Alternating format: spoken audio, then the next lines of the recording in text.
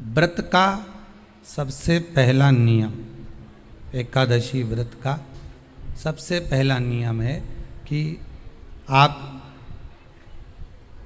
जिस दिन व्रत करो उसके एक दिन पहले भक्ति का संचार इस हृदय में कर लो।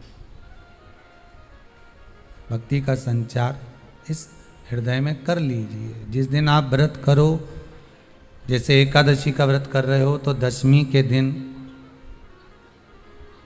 शाम का समय जब आवे, रात्रि जब होने लगे, शाम का समय आवे और रात्रि का आप जब भोजन ग्रहण करो तो उस भोजन में कोई ऐसा पदार्थ ग्रहण मत करिए जिस पदार्थ के कारण आपकी एकादशी बिगड़ जाए।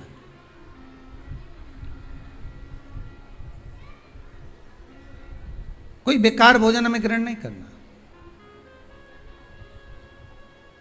श्रेष्ठ भोजन ग्रहण करिए दशमी के दिन।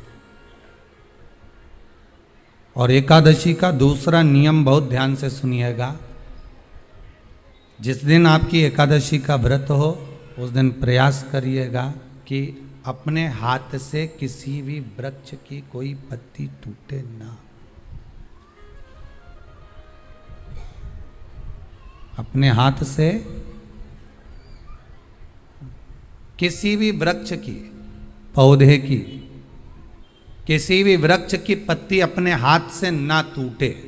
बहुत ध्यान दीजिएगा महाराज। एकादशी का ये दूसरा नियम है कि अपने हाथ से किसी पौधे की, किसी वृक्ष की, किसी डाली की कोई पत्ती टूटे ना, कोई पत्ती ना टूटे, इसका प्रयास करिए।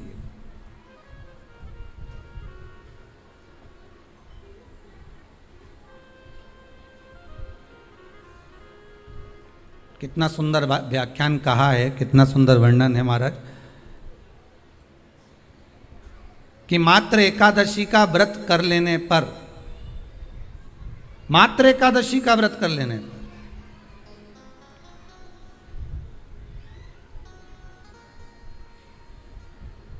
जो पूर्व में किया गया हमारा पाप कर्म है, हमने किसी जीव की हत्या करी है, हमने किसी को कष्ट प्रदान करा है, हमने किसी को अपशब्द कहा है, हमने किसी को ताने दिए, हमने किसी को आड़ा टेढ़ा कहा है, हमने किसी को गालियां दे दी है, मात्र एकादशी का व्रत ही कर लेने पर ये सारे जो दोष हैं वो समाप्त हो जाते हैं।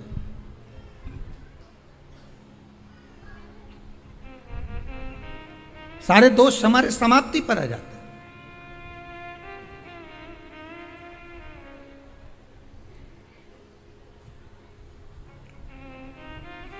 अब एक विचार करिएगा थोड़ा सा अपने मन में, अपने चित्त में, अपनी वृत्ति में एक बात उतारिएगा। एक अपने मन में एक बात को उतार कर रखिएगा कि आप अपने पाप को, अपने पाप कर्म को जिस दिन क्षीण करने वाले हो, समाप्त करने वाले हो, अपने पाप को आप जिस दिन समाप्ति पर लेकर जा रहे हो तो उसके एक दिन पहले आपको प्रसन्नता होना चाहिए कि नहीं होना चाहिए कि कल मेरा पाप कटने वाला है, कल मेरा पाप समाप्त होने वाला है। जो मैंने पाप कर्म करा है वो समाप्त होगा, जो मैंने पाप कर्म करा है वो कल समाप्त हो जाएगा। तो एक दिन पहले आपके चेहरे पर प्रसन्नता हो कि ना हो।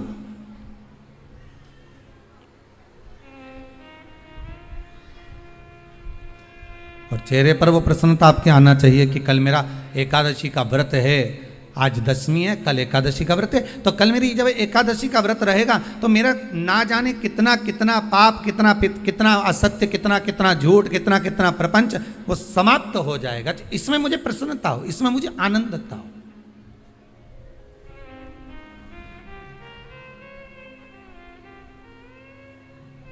तो क्या कहा गया कि प्रयास करिएगा कि एकादशी के दिन कोई वृक्ष की, कोई डाली की, कोई कोपल की कोई पत्ती ना तोड़ी जाए। क्यों? तो कहा अगर उस पत्ती को हम तोड़ देते हैं, वृक्ष की पत्ती को या क्यारे में लगी हुई कोई डाली की पत्ती को हम तोड़ देते हैं तो एकादशी का पुण्य फल प्राप्त नहीं होता।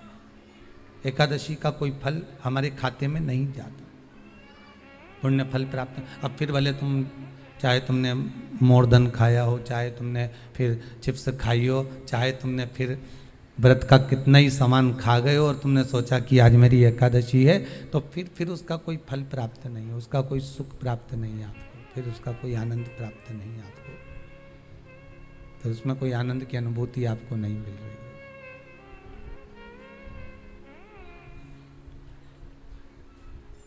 फिर उसमें कोई फल की प्राप्ति आपको नहीं हो रही। आस्था चैनल के माध्यम से जितने भी एकादशी करने वाले हैं और चतुर्थी का व्रत करने वाले हैं, बहुत ध्यान से आज की कथा सुनना कि एकादशी का आपसे आपके बच्चे पूछेंगे, मम्मी हम भगवान विष्णु का दर्शन करते हैं, हम राम जी का दर्शन करते हैं, हम कृष्ण भगवान का दर्शन करते हैं, हम भवानी माता का दर्शन करते हैं, हम शंकर जी का दर्शन करते हैं, हम सारे देवी देवताओं का दर्शन करते हैं, पर ये एकादशी माता तो कभी नजर ही नहीं आती। पूछेंगे कि नहीं पूछेंगे कि तुम जिस एकादशी का व्रत करते हो, इनका जन्म कहां से हुआ, कहां जन्मी थी? एकादशी की जन्मस्थली कहां है? भाई भगवान कृष्ण की जन्मस्थली तो मथुरा है, श्री राम जी महाराज की जन्मस्थली बोल दो जम के अयोध्या है।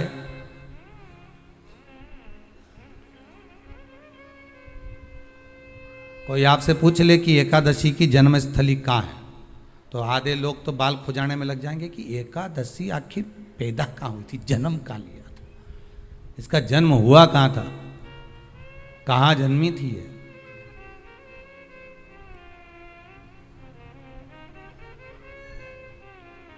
इसका जन्म स्थल है कहाँ? और अगर मान लो जन्म स्थल एकादशी का है,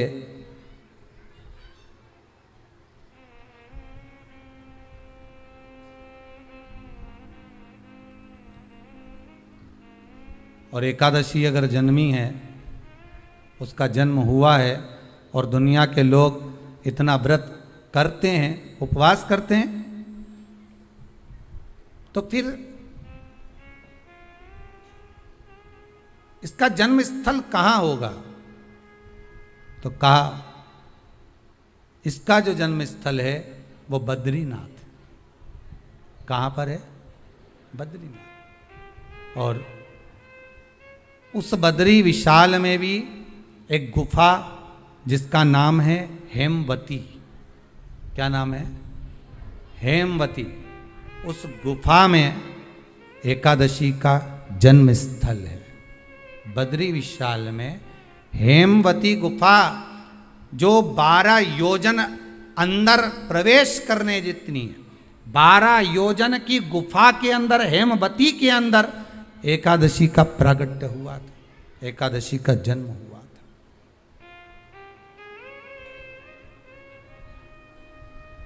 अब तो बता सकते हो ना कि कोई पूछे कि राम जी का जन्म अयोध्या में हुआ, भगवान कृष्ण का जन्म मथुरा में हुआ, और कोई पूछ ले आपका जन्म कहाँ हुआ था, अपन कह सकते ना सीहोर में हुआ हमारा।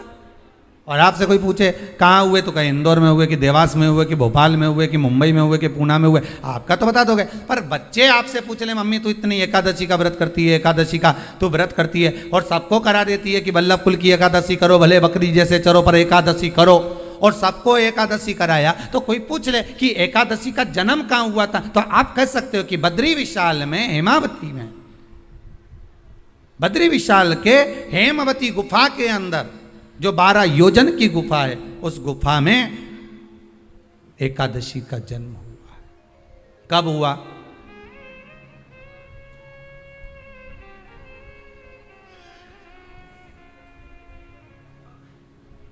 जन्म होने का कारण, राम जी के जन्म होने का कारण था रावण का संहार। भगवान कृष्ण के जन्म होने का कारण था कंस का संहार। नरसिंह भगवान के जन्म होने का कारण, प्रकट होने का कारण था हिरण्यकशिपु का संहार।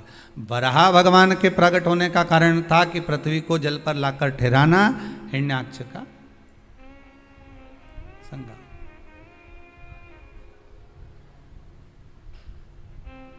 तो फिर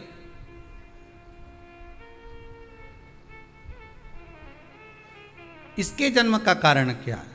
तो कहा इसके जन्म का केवल एक कारण है। सतयुग में, अब एक और बात का बहुत ध्यान दीजिएगा महाराज, सतयुग एक बार नहीं हुआ कि तुम सोचो कि सतयुग के बाद में द्वापर त्रेता आ गया, त्रेता के बाद द्वापर आ गया, द्वापर के बाद कलयुग आ। एक सतयुग नहीं है, एक त्रेता नहीं है, एक द्वापर नहीं है, ना जाने कितने कितने सतयुग निकल गए, ना जाने कितने कितने द्वापर त्रेता कलयुग, ना जाने कितने निकल गए।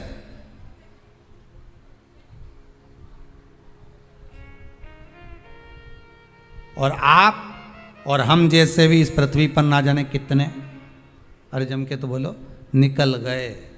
पृथ्वी वहीं की वहीं है, जिस मकान में रहते हो वो मकान भी वहीं की वहीं है, बस कभी कभी एकदम प्लाट हो जाता है, फिर उस पर वापस बन जाता है, फिर क्लीन, फिर बन गया, फिर क्लीन, फिर बन गया। ना जाने कितने कितने कितने कितने जन्म हम ले चुके हैं, और हमारे भी आगे का जन्म कितने जन्म होते रहेंगे। जमीन वहीं की वहीं रह जाएगी और अपन चले जाए, बस वो जगह वहीं रह गई। जो पहले परदादा जी की थी, दादाजी को मिल गई, दादाजी की थी, पिताजी को मिल गई, पिताजी की थी, उनके बेटे को मिल गई, उनके बेटे से उनको बेटों को मिल गई। मिलते मिलते मिलते मिलते कब वो जमीन भी बिक गई समय की अवस्था में, फिर दूसरे की हो गई, और हम सोच कर रह गए कि ये हमारा है, हम इसके लिए लड़ाई करें, झगड़ा करें, हम केवल इस जमीन के लिए, जरा सी प्रॉपर्टी के लिए अदालत में खड़े, अपना समय बर्बाद कर दिया, और जो पाना था वो छोड़ दिया।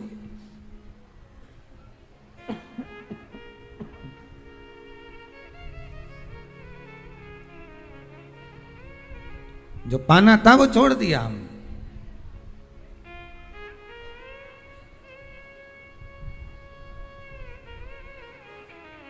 असली रजिस्ट्री तो ये शिव महापुराण की कथा है, जिसमें बैठकर आप 3 घंटा भगवान की भक्ति को जो धारण कर रहे हो, 3 घंटा जो भगवान की कथा को आप श्रवण कर रहे हो, 3 घंटा जो भगवान की भक्ति में आप डूबे हुए हो, 3 घंटा जो भगवत स्मरण में आप लगे हुए हो, बस यही असली रजिस्ट्री है, यही वहाँ काम आने वाली है। इसके सिवाय कुछ काम नहीं आएगा। धन दौलत माल खजाना सब पड़ा की पड़ा रह जाना, सब धरा की धरा।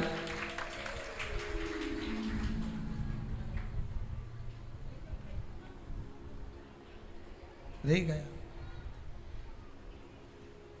वो एक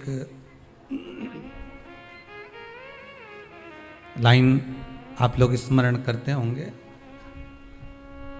सज धज के जिस दिन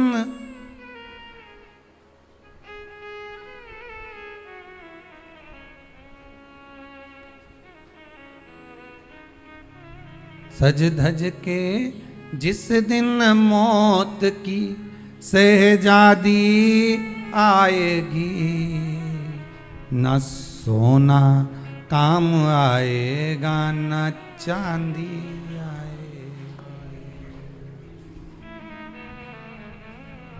अलमारी में धरा की धरा रह जाएगा, लॉकर में पड़ा की पड़ा रह जाएगा। लॉकर में पड़ा की पड़ा है, अलमारी में धरा की धरा है। कपड़े भी सारे घड़ी बने की बने रखे, कपड़े भी धरे की धरे रह गए और सब पड़ा रह गया। कि छोटा सा तू कितने बड़े अरमान हैं तेरे, मट्टी का तू सोने जैसे मान है तेरे। मट्टी की काया एक दिन मट्टी मिल जाएगी, न सोना काम आएगा न चांदी आएगी, न सोना काम आएगा न चांदी आएगी।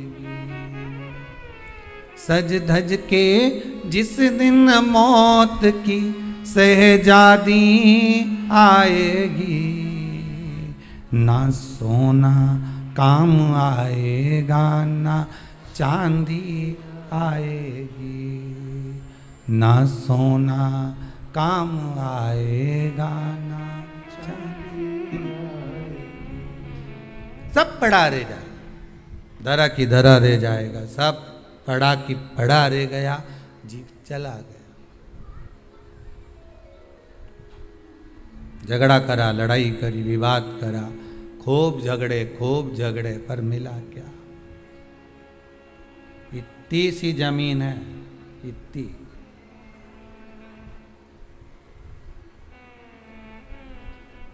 मिल भी गई, हो गया, मान लो तुमको मिल गई लड़ाई झगड़ा में। यहाँ तो शिव महापुराण की कथा कहती है कि माता पिता के आशीर्वाद से बड़ी दुनिया में कोई प्रॉपर्टी नहीं है। माता पिता के आशीर्वाद से बड़ी दुनिया में कोई दौलत नहीं है। कि जिस घर में माँ बाप की इज्जत नहीं होती, उस घर में देखना कभी बरकत नहीं होती।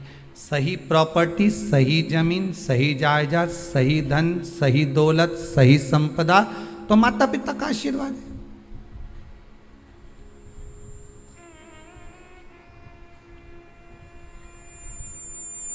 सही दौलत तो वही है, सही जायदाद तो वही है।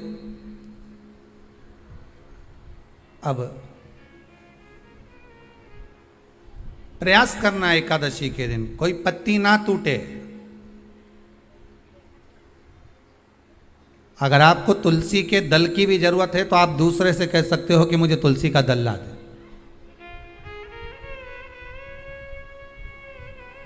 पर मेरे हाथ से मैं किसी को कष्ट ना दूं। कितने तपबल से एकादशी की उत्पत्ति हुई है, कितने तपबल से। महाराज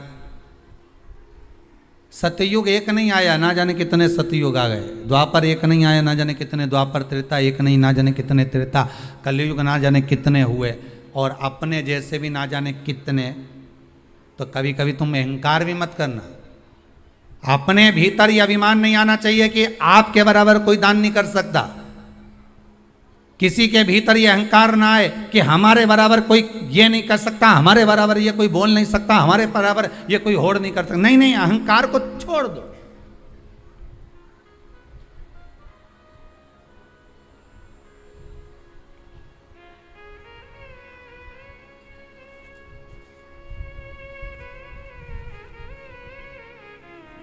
इस भारत की भूमि पर, इस भारत माता की गोद में अगर वीर भी जन्मे तो ढेर वीर जन्मे। कोई एक नहीं, कोई एक सोचे कि मेरे बराबर कोई और नहीं कर सकता। नहीं नहीं, ना जाने कितने। इस भारत माता की गोद में अगर दानी भी जन्मे तो ना जाने कितने। कोई ये ना सोचे कि मेरे बराबर कोई दान नहीं कर सकता। इस भारत माता की गोद में सुंदर भी जन्मे तो इतने। कोई ये ना कह सकता है कि मेरे बराबर कोई सुंदर नहीं है। और इस भारत माता की गोद में कलाकार भी जन्मे तो इतने। कोई ये नहीं कह सकता कि इसके बराबर कोई नहीं। इस भारत माता की गोद में कथाकार भी ढेर जन्मे। कोई ये नहीं कह सकता कि इसके बराबर कोई नहीं। भगवान ने पैदा करा। अभिमान नहीं होना चाहिए, अहंकार नहीं होना चाहिए। ना जाने कितने हों।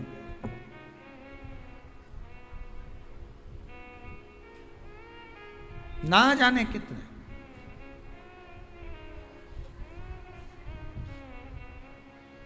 बस हो सकता है सतयुग, त्रेता, द्वापर, कलयुग भी जो अनेक हुए तो हम भी अनेक होंगे। हम भी ना जाने कितने होंगे। सतयुग की कथा है। सतयुग में एक नाड़जंग नाम का एक असुर हुआ। देखिए, एकादशी के जन्म की कथा शायद आपने जिंदगी में कभी सुनी ना सुनी जीवन में, पर इस जीवन में मनुष्य की देह प्राप्त कर कर अगर आप शंकर की शिव महापुराण की कथा सुन रहे हो तो एक एक संवाद को अपने जीवन में उतार कर रखना। जिससे कई माताएं कहती है गुरुजी पहले हम ये चीज नहीं जानते थे पर आपसे श्रवण कर कर ही तो कुछ मिलेगा। आने वाली पीढ़ी को हमको ज्ञान देना है। सियोर वाला महाराज तो 3 घंटा 2 बजे से 5 बजे तक आस्था चैनल पर, फेसबुक पर, यूट्यूब पर कथा बाज देगा। इसके बाद जवाबदारी आपकी है। कथा सुनने के बाद जवाबदारी आपकी है कि आपके बच्चों को शाम को भोजन कराते समय, आप रात्रि को अपनी बहन से बात करते समय, आप रात्रि को अपने रिश्तेदारों से बात करते समय उनसे भी प्रश्न कर सकते हो। क्यों आज तूने कथा सुनी थी? आज अपने एकादशी के जन्म की कथा सुनी कि एकादशी कब पैदा हुई, एकादशी का जन्म कब हुआ, कौन सी जगह पर जन्मी थी। अपने को मालूम था कि राम जी कहाँ जन्मे, अपने को मालूम था भगवान कृष्ण कहाँ जन्मे, अपने को मालूम था नरसिंह भगवान कहाँ जन्मे, पर अपने को एकादशी का जन्म कहाँ हुआ ये नहीं मालूम था। आप अपनी बहन से, अपने रिश्तेदारों से बात कर सकते हो। 3 घंटे की कथा तो आप यहां श्रवण कर लेते हो आस्था चैनल के माध्यम से, फेसबुक और यूट्यूब के माध्यम से। इसके बाद की जवाबदारी आपकी है कि इस कथा का प्रसाद आप किस किस को दे रहे हो। आप कथा का फोन लगाकर किस किस को बोल रहे हो कि 2 बजे से 5 बजे तक कथा आ रही है? सुनो, व्रत शिव महापुराण की कथा है। व्रत उपवास जो अभी तक करते आए हैं उसी को सुन रहे हैं कि अब कैसे करना चाहिए। करते तो आए पर उसको करना कैसे। कहां जन्म ले लिया तो कहा महाराज बद्रीनाथ। कब जन्मी एकादशी? एकादशी का जन्म कब हुआ तो कहा एक नाड़ाजंग नाम का सुर था, राक्षस, जिसके पुत्र का नाम था मुर। क्या नाम है? मुर। मुरदैत्य। ये मुरदैत्य इतना विशालकाय था, इतना विशालकाय था, रहने वाला चंद्रावती नगर का था। कौन से नगर में रह रहा था? चंद्रावती नगर। बड़ा विशालकाय।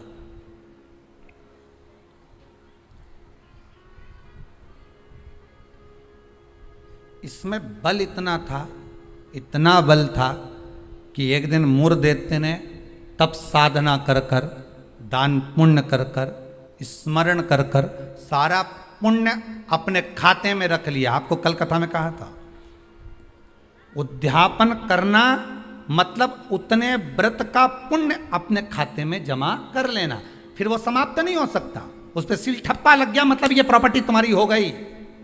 उद्यापन करना मतलब ये इतने व्रत तुम्हारे खाते में चले गए। अब ये व्रत तुम किसी को ना तो कहीं जा सकते हैं ना छिन्न हो सकते, क्योंकि उसका तुमने उद्यापन कर दिया, उस पर सील ठप्पा लग गया, उसकी रजिस्ट्री हो गई, वो आपका हो गया।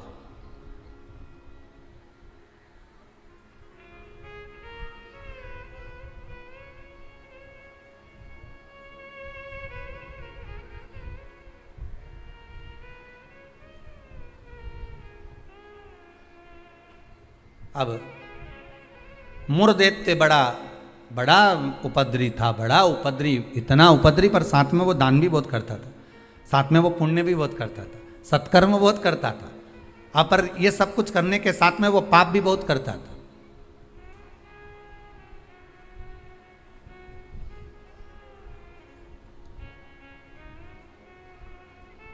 बहुत पाप करता था, पुण्य के साथ में पाप भी बहुत करता था।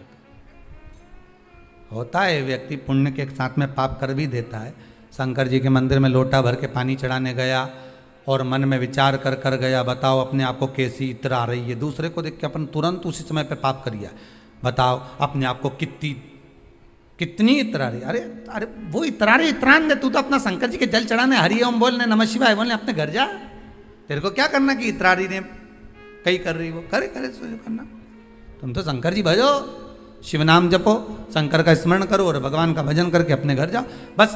पर मुरदैत्य पुण्य भी करता था तो पाप बहुत करता था। इतना पाप कर्म था, इतना पाप कर्म था कि वो घबराए नहीं, बस पाप ही पाप में लिप्त हो जाए। समय आया, एक बार ये मुरदैत्य पहुंच गया अमरावती। अमरपुर भगवान वैकुंठ अधिपति के उस भवन में जहां 33 कोटि देवता सदा विराजमान रहते हैं, ऐसे सुंदर आनंद में भगवान के धामों में पहुंच गया। और जिस इंद्रलोक में जाता तो इंद्र को पकड़कर जमीन पर फेंक देगा। आप बहुत अच्छे से सुनिएगा महाराज, देवता ऊपर जब युद्ध करते थे और युद्ध के मैदान से नीचे गिरते थे तो मृत्यु लोक में नहीं आते थे। कहाँ नहीं आते थे? मृत्यु लोक में। पर मुर दैत्य इतना बलवान था कि देवताओं को जब पकड़कर फेंकता था तो किसी लोक में नहीं जाते थे, मृत्यु लोक में ही जाते थे। अब बल देखिए कितना प्रबल होगा। कोई लोक नहीं, ऊपर से फेंका तो डायरेक्ट नीचे।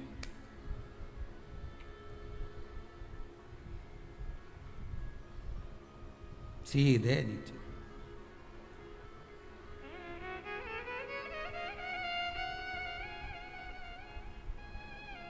जितने लोक उतने देवता, और जितने लोक उतने देवता। अब इसने सोचा इतने सारे देवताओं को अलग अलग गिराने कब तक जाऊंगा, तो इसने क्या करा, आज चढ़ गया सारे लोकों पर और लोकों पे चढ़कर जो नृत्य करना प्रारंभ करा, जम जम के नाचना, तो सारे लोक हिलने लगे और जितने उसमें 33 कोटि देवता रह रहे थे सब मृत्यु लोक में गिर गए। अब सारे लोक में किसका राज्य हो गया? जम के बोलिए जरा, उस मुर दैत्य का। सारे लोग खाली, मुर दैत्य का राज्य। सारे देवता इकट्ठे होकर शंकर भगवान के पास में गए, क्योंकि मृत्यु लोक में आ गए तो मृत्यु लोक में कहां जाएंगे? आपको पहले भी कथा में कहा, मृत्यु लोक में जन्म हुआ है आपका। आप पृथ्वी पर जन्मे हो और मृत्यु लोक में जन्म लेने के बाद अगर आप मन में सोचो कि हम शंकर की आराधना क्यों कर रहे हैं, अरे मृत्यु लोक में जन्म लेने के बाद शंकर की आराधना ही मूल है, शिव की आराधना ही जरूरी है।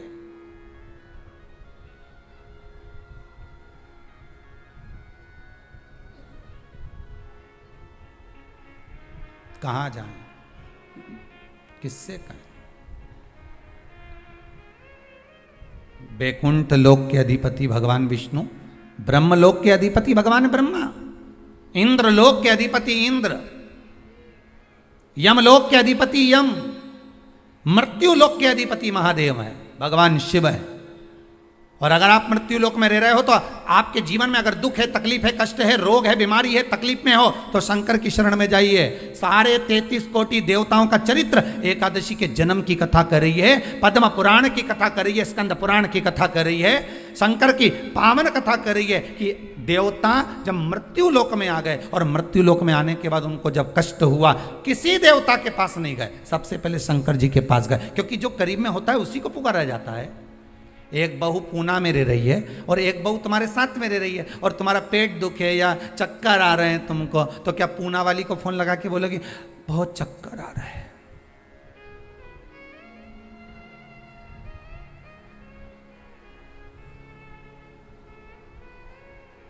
पूना वाली आएगी? अरे बोलो जम के तो बोलो। मुंबई वाली आएगी? भाई इंदौर वाली जो जहां रह रही है वो नहीं आएगी।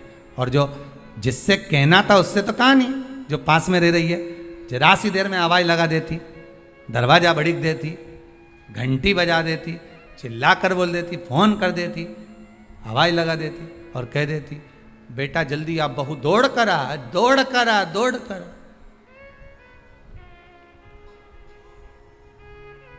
बोलो आती कि नहीं आती?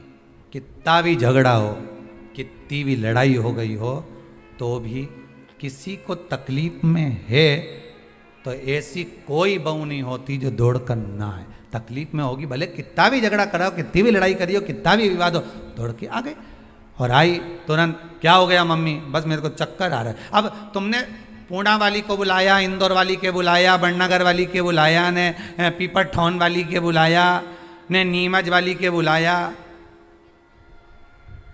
सब क्या बुलाया तुमने, पर तुमने उसको नहीं बुलाया जो पास में थी।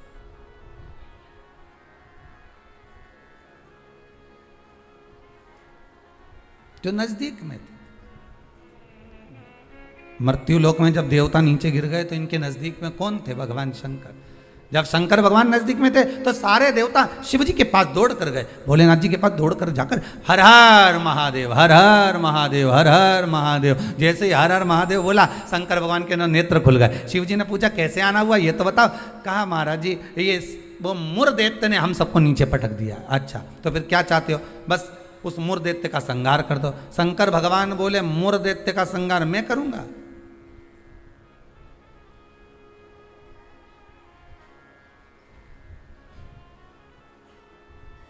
मैं नहीं कर सकता। क्यों? उसका संहार भगवान विष्णु करेंगे। उनसे जब कहो जाकर, तो भगवान विष्णु तो हमारे, हम 33 कोटि देवता नीचे नजर आ रहे, पर भगवान विष्णु कहीं नजर नहीं आ रहे। हमको तो लग गया ऊपर से पटका होगा तो वो नीचे चले गए होंगे। भगवान नहीं दिख रहे हमको, हमें नजर नहीं आ रहे, हम कहां ढूंढे उनको? ये हमारी दृष्टि है। हमारी दृष्टि से भगवान को हम देखने का प्रयास करेंगे ना, भगवान नहीं मिल सकता। भगवान को पाने के लिए भीतर की दृष्टि चाहिए, आत्मा की दृष्टि, मन की दृष्टि चाहिए। हमारी दृष्टि पे तो चश्मा लगा होता है। हाँ, ब्लैक कलर का लगा है तो ब्लैक दिखेगा, नीला लगा है तो नीला, पीला लगा है तो पीला, हरा लगा है तो हरा। उसी तरह हमारी दृष्टि पर चश्मा लगा है, कामी होगा तो कामी दिखेगा, लोभी होगा तो लोभी दिखेगा। चोर को चोर नजर आता है, साहूकार को साहूकार नजर आता है, बेईमान को बेईमान नजर आता है, ईमानदार को ईमानदार नजर आता है, धर्मात्मा को धर्मात्मा नजर आता है, पुण्यात्मा को पुण्यात्मा नजर आता है। साहूकार को साहूकार दिखेगा, ईमानदार को ईमानदार दिखेगा, ढोंगी को ढोंगी नजर आएगा, पापी को पापी नजर आएगा, कपटी को कपटी नजर आएगा। आप जैसा चश्मा लगाए होगे सामने वाला व्यक्ति वैसा नजर आएगा। आप अपनी आंखों का इलाज अच्छा करवाओ, सामने वाला व्यक्ति अपने आप ही अच्छा नजर आने लगेगा, अपने आप। हमारी सास तो हमेशा हमारा बुरा ही सोचती है। सास बुरा नहीं सोचती, चश्मा गड़बड़ हो गया। समझ गए? अरे बोलो तो, समझ गए ना? चश्मा गड़बड़ हो गया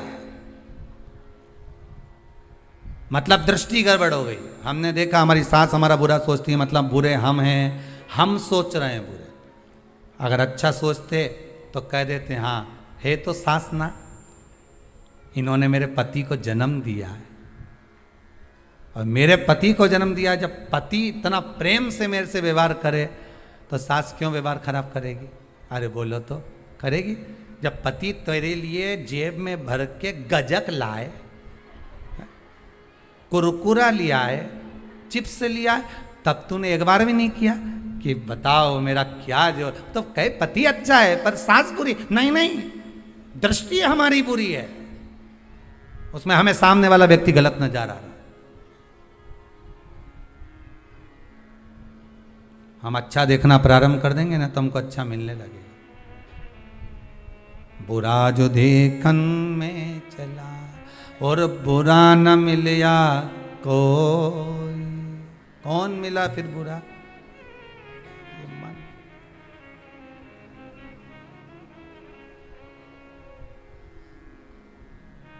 इस मन को बुरा कर।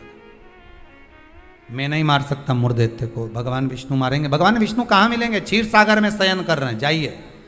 सारे देवता पहुंच गए क्षीर सागर। प्रभु कृपा करिए। भगवान विष्णु ने पूछा क्या हुआ? वो मुर्दैत्य ने आक्रमण कर रखा है, सबको उठा उठा के पटक दिया, एक भी नहीं बचा, सारे लोग खाली पड़े। अच्छा फिर मां कौन बैठा? तो क्या मुर्दैत्य बैठा अकेला? आओ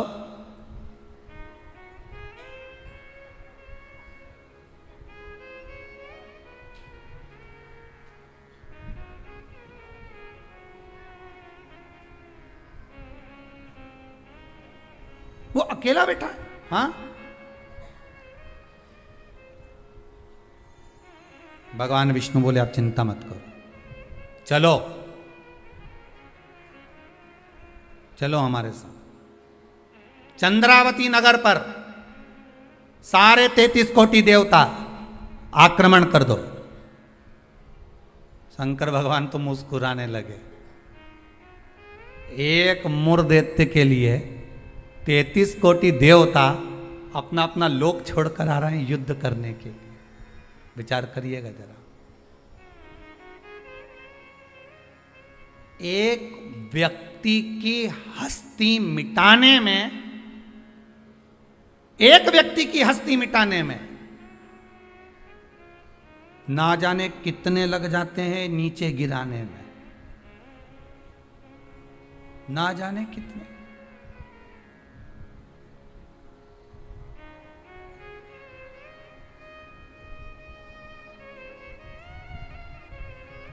जब व्यक्ति मर जाता है तो दुनिया के लोग रोते हैं, बेचारा मर गया। और जो मर गया उसको वापिस जिंदा कर दे भगवान तो फिर खो जाते हैं, फिर उठ गया, वापिस उठ गया। फिर ना जाने कितना मेहनत करेगा, कितना कमाएगा, ना जाने कितनी बिल्डिंग बना लेगा, ना जाने कितना धन जोड़ लेगा, खो गए। मरा तो रो गए। संसार का नियम है। एक व्यक्ति की मूर्धदेत्य की मात्र हस्ती को मिटाने के लिए सारे आ गए, पर 33 कोटि देवता 15 मिनट नहीं लगे मूर्धदेत्य को। 15 मिनट में मूर्धदेत्य ने सारे देवताओं को हिला दिया, भाग गए। सारे 33 कोटि देवता भाग गए। तब भगवान विष्णु अकेले युद्ध के मैदान में थे, अकेले युद्ध के मैदान। और अकेले भगवान विष्णु जब युद्ध के मैदान में युद्ध प्रारंभ करा, भगवान ने उठाया सुदर्शन चक्र और भगवान ने उठाकर सुदर्शन चक्र को फेंका। मूर्धदेत्य के जितने जितने असुर थे, जितने राक्षस थे, सबका संहार करने के लिए फेंका। फेंक तो दिया, सारे जितने असुर थे वो मर भी गए, पर मूर्धदेत्य इतना प्रबल था कि उसने एक फूंक मारी, सबको जीवित कर दिया।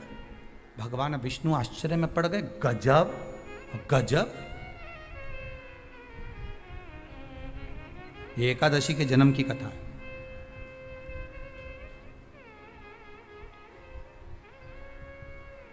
गजब हो गया, इतने सारे मरे और एक क्षण में भगवान ने तो सुदर्शन फेंका ने, सब घूम के गया ने, सबके मार के आया। उसके तो 1 घंटा, आधा घंटा, 15 मिनट, 10 मिनट, 5 मिनट लगे होंगे। इसने तो एक फूंक मारी, जो यहां से चालू करा, हैप्पी बर्थडे टू यू, एक फूंक में ही सब निपटा दिया। ले, सब जाग गया, सब। जैसे वो 11 साल होए तो लोग 11 मोमबत्ती जला। हमारे यहाँ तो कहीं नियम नहीं है, हिंदू धर्म के शास्त्र के अनुसार ये नियम नहीं है कि मोमबत्ती को बुझाओ कि दिया बुझाओ। हमारे यहाँ तो जन्मदिन मनाओ तो दिया जलाओ। और पहले बात तो जन्मदिन मनाओ तो पहले सोच के मनाओ कि 14 साल के हो गए, मतलब भगवान के करीब जाते जा रहे हैं, करीब। 35 साल के हो गए, मतलब 36वें में लग गए, उसकी ओर करीब पहुंच गए। जैसे जैसे उम्र बढ़ती जा रही, तुम तो केक काट रहे हो, ऊपर तो नगाड़े बज रहे हैं, भेरू आने वाला है, ऊपर नगाड़े बज रहे हैं। 68 का हो गया, गांव के लोग जन्मदिन मना रहे, ऊपर कह रहे तैयारी कर लो रे, थोड़ा और बचा है, आने वाला है।